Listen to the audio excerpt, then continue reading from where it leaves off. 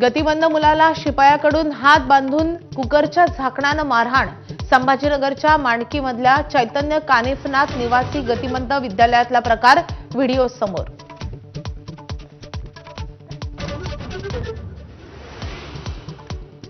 ABP माझानं बातमी दाखवल्यानंतर गृहराज्यमंत्री पंकज भोयर यांच्याकडून या प्रकरणी चौकशीचे आदेश। संभाजीनगर मारहाण प्रकरणातील दोषींवर कडक कारवाई करण्याचा इशारा। फलटणमधील महिला डॉक्टर आत्महत्या प्रकरणी आज राज्यभरातल्या डॉक्टरांच्या विविध संघटनांचं काम बंद आंदोलन। मार्ड, आयएम आणि त्यासोबतच अस्मी मार्डच्या संघटनांचे डॉक्टर होणार आंदोलनात सहभागी।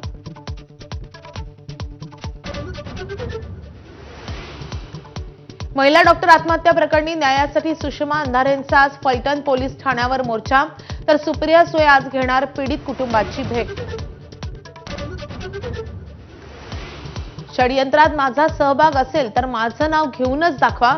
मी 77 वर्षांचा तुरुंगात टाका, तिथून थर्ड लावेन।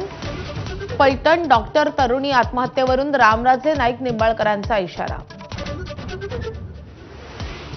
बच्चू कडू आणि मुख्यमंत्र्यांच्या मुंबईतील बैठकीतील इनसाइड स्टोरी माझावर।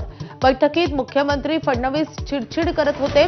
तुपकरांची माहिती, 30 जून आधी कर्जमाफी देण्याचा निर्णय मान्य नाही, केलं स्पष्ट।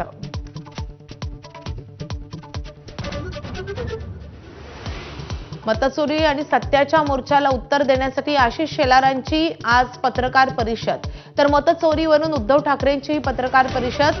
काय खुलासा करणार याची उत्सुकता।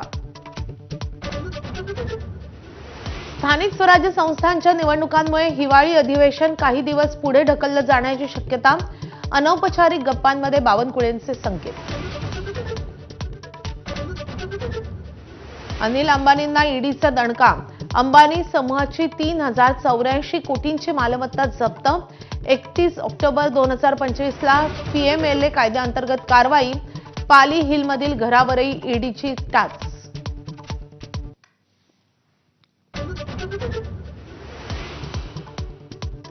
महिला वनडे विश्वचषकात भारतीय संघानं इतिहास घडवला।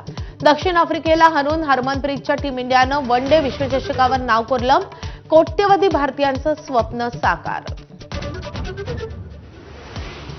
भारतीय महिला क्रिकेट संघानं विश्वचषक जिंकल्यानंतर देशभर जल्लोष, ठिकठिकाणी आतषबाजी। महिला क्रिकेटपटूंच्या कुटुंबियांकडूनही आनंद साजरा। विजयी भारतीय टीमला बीसीसीआयची मोठी भेट। विजेत्या भारतीय संघाला 51 कोटींचं बक्षीस जाहीर, तर आयसीसी कडूनही 40 कोटींचं इनाम।